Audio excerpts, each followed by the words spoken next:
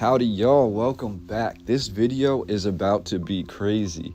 First of all, this is going to be the second upload of this video about the 1900 Expo in Paris. The first time I uploaded this video, one of the very first images was a panoramic shot scrolling across the expo, showing all of the unimaginable buildings that were all said to be constructed temporarily for this World's Fair. And this was maybe 13 or 14 buildings. It was one of the most detailed photographs in the entire video. Well, as soon as I uploaded this video, that was hit with a claim. Someone said that they owned that photograph and that it was not allowed to be shown online. What's wild about that is all of these images are over 100 years old. They are all free use. So for someone to be able to even claim that is absolutely wild to me. Let's get right into this hidden history. Howdy y'all, welcome back to the channel. Today we're going to take a walk through the 1900 World's Fair, the Universelle Exposition in Paris, France. This World's Fair ran from April the 14th to November the 12th, 1900, and it was visited by more than 50 million people according to the current narrative. All of these exhibits sat on over 530 acres of land. This was not Paris's first World's Fair, however. They had one in 1855, a second in 1867, a third in 1878, a fourth in 1889, celebrating the centennial of the French Revolution, and finally, the 1900 World's Fair, which we will be looking at in detail today. A lot of people want to focus on the architecture of the 1900 World's Fair in Paris. And as we look at the architecture, we must understand that this architecture was built to go hand in hand with the new technologies, the founded technologies, the inherited technologies that were being displayed and showcased to the world for the first time. These technologies, this advancement, included the Grande Roue de Paris, a 315-foot Ferris wheel, which you might have seen before. This was the tallest wheel in the world, a title that it held for nearly 90 years. This great wheel was financed by the Paris Gigantic Wheels and Varieties Company, which sold shares to finance the construction. The wheel was disassembled almost directly after the fair, and the pods ended up being used as huts for traveling merchants. Eventually, these large passenger pods, which each one could hold most likely 50 or more people, they were renovated and they were actually transformed into housing for poor French families that were devastated after the First World War. Quite an incredible narrative here. And that's just the massive Ferris wheel. Another major accomplishment was the Street of the Future, also known as the moving sidewalk or electric moving walkway. It passed through 9 different stations while moving throughout the fair, allowing passengers to board or exit at each one. The moving sidewalk was designed by architect Joseph Lyman Silsby and engineer Max Schmidt, the same team who designed the first ever moving sidewalk in the world that appeared at the 1893 Chicago World's Fair. The propulsion system was provided for each sidewalk by a roller acting by friction on a beam that was fixed along the center line of the track, and these were 2x2, provided with 2 pairs of wheels, carried and guided by side rails established underneath the floor. This entire system ran on direct current and would complete an entire loop of the fairgrounds in roughly 26 minutes when it was on its fastest setting. As far as things at the 1900 Paris World's Fair that made their first appearance or were introduced to the world for the first time, we have the first trolley bus, the first escalator, the first diesel engines, the first electric automobiles, the first dry cell batteries, the first fully electric fire engines, the first film with sound, and this was made by the Lumiere brothers, the first magnetic audio recording, and the first nesting or Russian tea dolls. The 1900 World's Fair in Paris was over 10 times larger than the first World's Fair held in Paris in 1855. The Exposition buildings were meant to be temporary. They were built on iron frames covered with plaster and staff. Staff being a composition of powdered gypsum, glycerin, hemp, and water. We're told that staff was invented in Paris for the 1878 World's Fair and continued to be used in all World's Fairs from that point forward, still being used in some temporary buildings and structures, even to this day. Nearly all of the buildings were said to be unfinished when the 1900 World's Fair opened, and most were demolished immediately after it closed. The Great Exhibition telescope, for example, was an objective lens that was 49 inches in diameter and was the largest refracting telescope ever constructed in the world up until that time. It was known as the scientific centerpiece to the 1900 Paris Expo. Oddly, we're told members of the French sciences had been pushing for the founding of the world's largest telescope since as early as 1892, making it all the stranger that the telescope was sold for parts less than a decade after the exhibition was over. We're told the most detailed photographs ever taken of many heavenly bodies up until that time were achieved using this Great Exhibition telescope, including the most detailed photographs ever taken of the face of the moon. We also have the Great Aquarium of the 1900 exhibition. Not only was this the largest aquarium in the world at the time of its completion, but it was also constructed with a massive 2,369 foot long underground gallery built directly beneath the aquarium, allowing fairgoers to look up into the largest aquarium in the entire world. It goes without mentioning, but certainly a lofty and timeless creation of the 1900 World's Fair was the unmatched Eiffel Tower. Initially, the Eiffel Tower was created for the 1889 World's Fair in Paris, but it was renovated and fully painted and fully illuminated for the 1900 exhibition. Going hand in hand with the new and improved Eiffel Tower was the Globe Celeste. Considered one of the largest and most detailed planetariums in the world, the globe-shaped structure was 148 feet in diameter, painted in complete detail, and accented in gold. The Globe Celeste was also the site of a major accident at the 1900 World's Fair, when ramps made mostly of staff collapsed. As the globe was on top of 59-foot tall masonry supports, the ramp collapse was monumental. This event ended up taking the lives of 9, pushing the French government to establish their first regulations into the use of reinforced concrete and staff.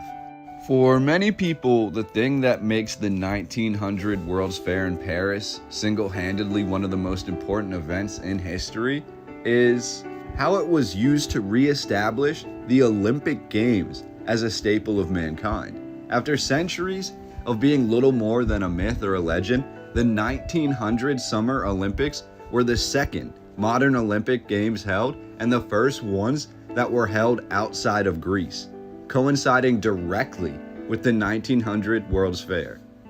997 competitors took part in 19 different events, including women competing in the Olympics for the first time.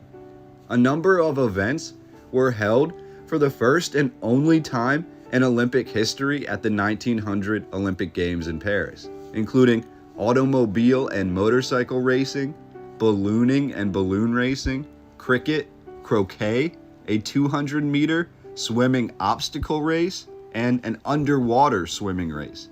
There was a pigeon race, but for me, the real connection here throughout the entire exhibition is between Russia aka Old World Tartary, and Paris.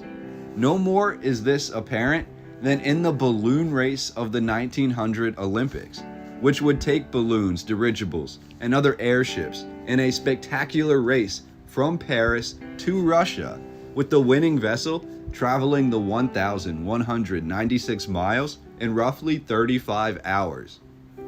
The final award ceremony of the 1900 Olympics was held on August the 18th, 1900, and was attended by over 11,000 people, with over 3,000 grand prizes handed out. Not all of these prizes were for sport. There were over 8,000 gold medals handed out, over 13,000 silver medals, over 12,000 bronze medals, and over 8,000 honorable mentions. One company which catapulted into world fame from their 1900 World's Fair award was the Campbell Soup Company, who used this recognition on their labels moving forward. A few of these temporary structures were so important, so major, that they were actually made to be preserved. They were made to be permanent. We're not exactly told how this was done, but these buildings included the Grand Palace and the Petit Palace, as well as the two major bridges, one of which being the Port Alexandre III, again dedicated directly to France's new relationship with Russia. Most of the Art Nouveau was destroyed immediately. Most of the architecture was destroyed immediately. The sculptures, the technology, and the advancements, all seemingly temporary, all excruciatingly painful to imagine existing for less than a year, just a mere moment in time. A small number of these temporary staff buildings were then made permanent, although the ways that this was done are not described fully in the narrative. For example, we have the monumental Palace of National Manufacturers that was preserved and then moved just a few hundred meters away. This World's Fair in Paris, like many of the other World's Fairs, was said to be not financially successful. The official final cost was 119 million francs, while the total amount actually collected from admission fees was 126 million francs. However, there were unplanned expenses of 22 million francs or more for the French state, as well as 6 million francs for the city of Paris, bringing the total cost to 147 million francs, or a deficit of 21 million francs or more.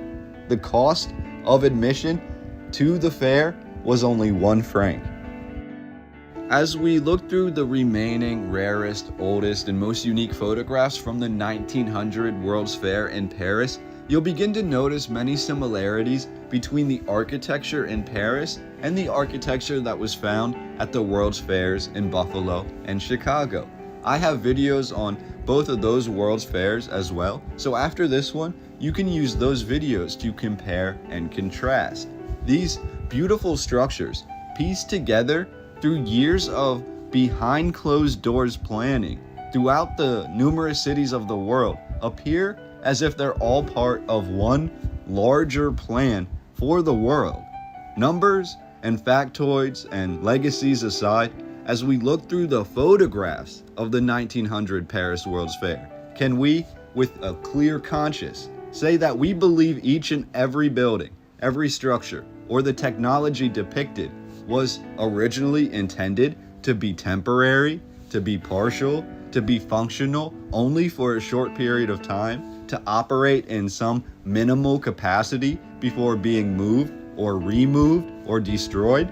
Can we say that as we look at every single image, all of these structures fit that criteria? This would be the most beautiful temporary city in the entire world. With the current narrative as predictable as ever, with sources seemingly trying to tie all of these earlier World's Fairs together, and with each one having implications and associations with Russia, with an eerily similar construction story passed from narrative to narrative, from World's Fair to World's Fair, it seems that there's a rabbit hole here that we're only beginning to step into. How can something or multiple somethings, how can all of these world's fairs, so exquisite, with so much written about them, still remain so mysterious to us, even to this day? I hope you enjoyed today's video. If you did, please feel free to hit the thumbs up button and subscribe to the channel. I have hundreds of other videos just like this one with hundreds of photographs for your old world enjoyment. We hit all of the major photographic accomplishments today. We saw stereoscope or 3D images of the Paris World's Fair in 1900, as well as photochrome or highly detailed colorized images. We also have many unique views I've included from cutting-edge cameras of the time, themselves put on display for the public for the first time at the World's Fair in 1900. Each World's Fair tells its own story, but it tells us of a society that is looking for paradise, with Paris in 1900, I believe, being the most complex of all the world's fairs. To visit one of these world's fairs in the 19th century was to be part of something truly invaluable, and it was. But the question becomes, how many people attending really understood what was happening around them? How many were, for lack of a better term, just along for the ride? Can we confidently, and as historians, simply using our common sense, go through every photograph here depicting the 1900 World's Fair, looking at these sculptures, looking at the architecture, looking at the technology, looking at just how advanced everything was? And can we imagine that every single one of these creations, these devices, this architecture, was meant to last for 6 months and then be destroyed? Can we full-heartedly believe that as we go through these photographs? That's all. If you want to leave your comments, do so down below. If you enjoyed this video, definitely check out my other videos. We can get into more topics just like this, talking about the world's fairs, the old world, the ancient technology, antiquitech as some call it, and the anomalies of our past.